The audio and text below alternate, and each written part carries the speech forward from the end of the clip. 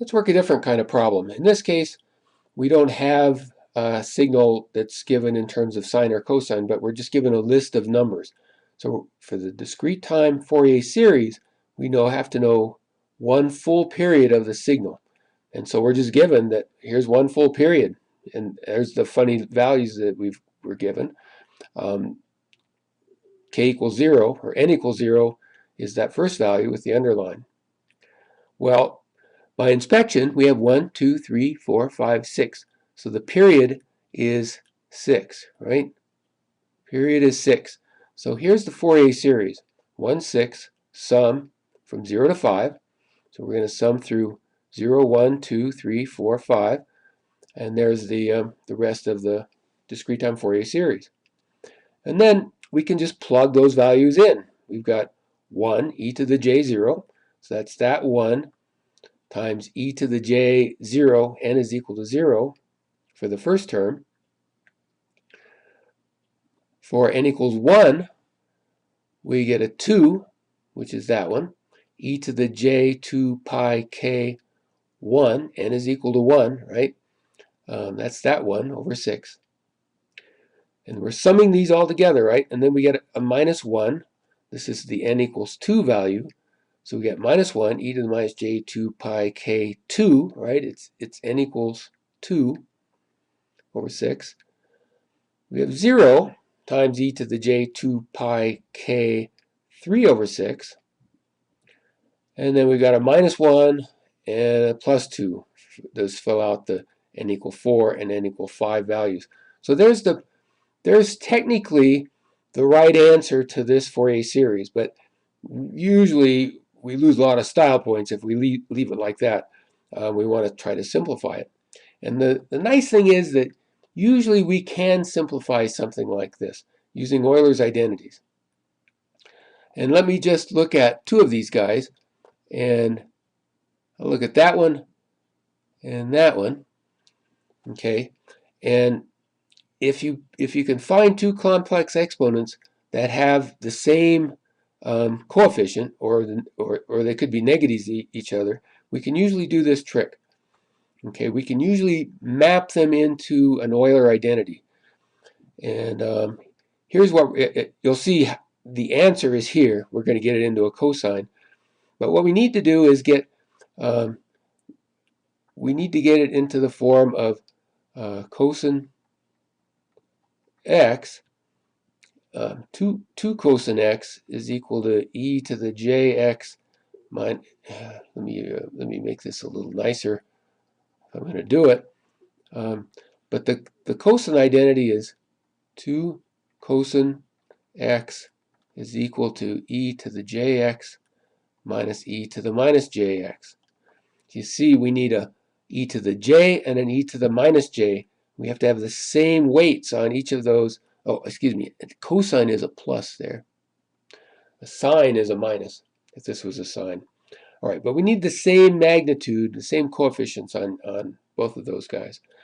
Well, you see, we've got a minus exponent and a minus exponent. So the nice thing is that I can usually use the periodicity of these complex exponentials and get it into this form. Here's what I did. I multiplied this one by 1. Remember, 1 is e to the j 2 pi k. That's 1 for all k. K is an integer. So e to the j 2 pi k 6 over 6. Well, if you combine these exponents, if you combine the exponents additively and over a single exponent, you get the sum of them, and we're going to get minus 4 over 6 plus 6 over 6 is going to wind up giving us a plus j2 pi k 2 over 6. Now I've got the desired form for Euler's. I've got e to the minus j2 pi k 2 over 6 and plus e to the plus j2 pi k 2 over 6. All right, so I can write that as plus 2 cos 4 pi over 6. All right, well, it's a simple thing, kind of windy to explain. We can do the same thing with these two guys because they have the same coefficient multiplying them. And I'm not writing all that out. I assume you can do this simple math, and we end up with the 1/6, and we get a 1. All right, we were never able to do anything with that, but it's just a 1, so there's no need to simplify it any further. And we get 4 cos minus a 2 cos term. Right? And you're looking at this, these are just periodic signals with a period of 6, which is n, right? Which is what I just proved on the last lecture. All right, plotting the magnitude and phase spectrum. We note that CK is purely real, but it still has a phase spectrum. You know, it doesn't have to be complex to have a phase spectrum. And the way we map the phase is it's 0 phase if C is a positive or 0, and it's either plus or minus pi or plus or minus 180 degrees if you're doing radians or degrees if C is negative.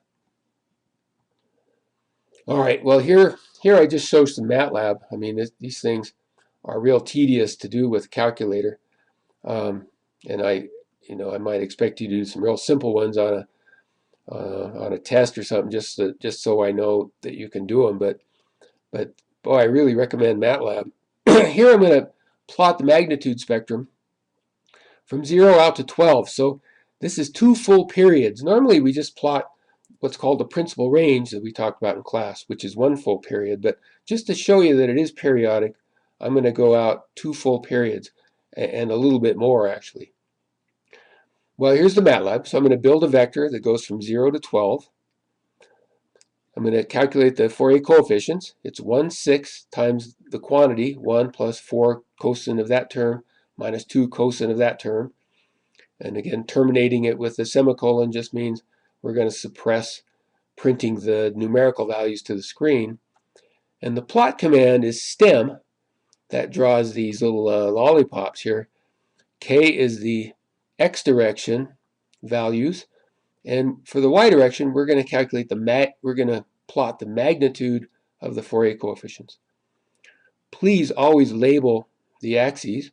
In this case, we're just going to keep k, the frequency index, and the y label is the well, I should have said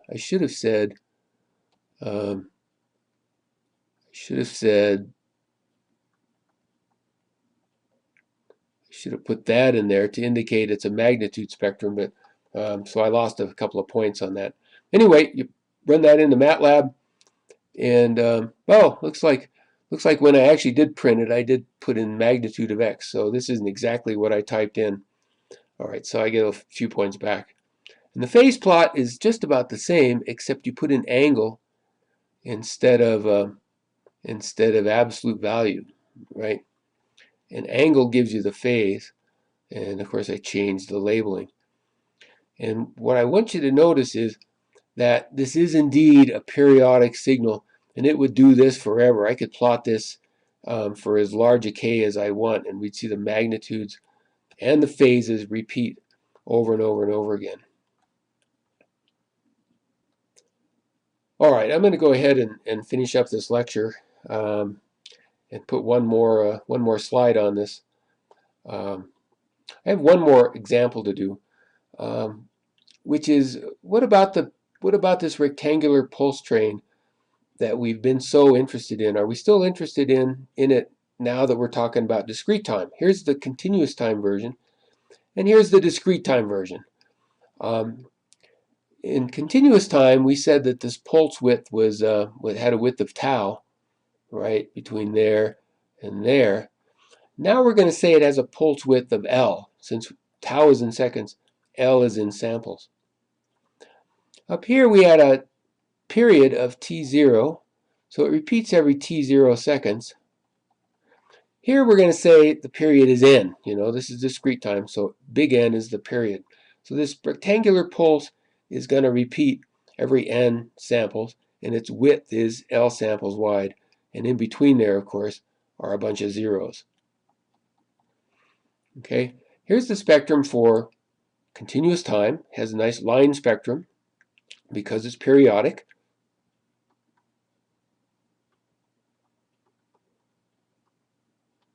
And we're going to expect this to have a to have a line spectrum because it's periodic. So we expect this to have a nice line spectrum as well. Well, all right, I'm not going to go through the derivation of this. It's a little bit tedious. It's not hard, it's just tedious. The book has, I think the book has it in there, at least part of the derivation. But here's the final result. It's an interesting result. It's got k, of course. K is the frequency variable here. It's the frequency index, the kth harmonic. And it's got L, just like for continuous time, we had tau in the result. Now we've got L. But for continuous time, we had a sync envelope. Remember that? A sync envelope. Right? In this case, it's a magnitude, so this is a magnitude sync envelope. Now, a sync envelope won't work for discrete time. Why? Because a sync envelope is not periodic, right? This spectrum is not periodic. Remember, discrete time signals have a periodic spectrum. But continuous time signals like that do not have a periodic spectrum. Okay, you got that? So we expect a periodic spectrum. A sync function is not periodic, so we can't have a periodic, we can't have a sync function representing the envelope of this thing. Got that? What we do have is a sine over sine. Remember, a sync was sine x over x. But now we've got sine over sine, and what we're going to find is something really interesting. There's something called Dirichlet's function, and I show it here. And this is kind of a reduced version of that to real simple terms. We're kind of leaving out the 1/2, and you can kind of see that what omega is 2 pi k over n. Remember that k over n is equal to f normalized frequency. So that's what omega is. And we can see that we've got 2 pi k over n is omega. And so this and that are this Dirichlet function is a good representation of this. It's not exactly right because we've got a 1/2. Anyway, what I'm trying to get at is if we plot out this Dirichlet function, which is going to be the envelope of this thing, we'll see something very interesting. It looks like a sync, just like we expected it would because it's a rectangular pulse function. But it is also periodic with a period of 2 pi, just like we need it to be for discrete time signals. Discrete time signals have to have a periodic spectrum, but the sync doesn't work, so we can't use it. But this thing, Dirichlet's function, sort of satisfies both of them. Some books call this a periodic sync, this Dirichlet's function. Some books call it a circular sync rather than a sync, because it's not really exactly a sync. It's close. All right, let me pause for a second, and I'll call up a picture. And we're almost done. Here's a picture out of the book of a sync function, and it's a sine pi x over pi x, and you can see that it's got a sinusoidal shape because of the sine in the numerator. But then as x increases, gets bigger and bigger, it causes the sinusoid to die out on both directions. But it's not periodic. This finally dies out to 0. Here's Dirichlet's function. It looks like a sync function. See, it kind of looks like this. But when it gets out to pi, right there, it sort of reverses course and it becomes periodic. So we get a periodic train of sync-like functions. Okay, so that's Dirichlet's function. And so this is the spectrum the spectral envelope of a discrete time rectangular pulse train. The actual spectrum is going to have lines in there. I can't draw lines, but the actual spectrum is going to have, oh, I'm erasing this Dirichlet's function. All right, well, that's all I got. Sorry this one went a little long, but we got away with just 3 lecture modules.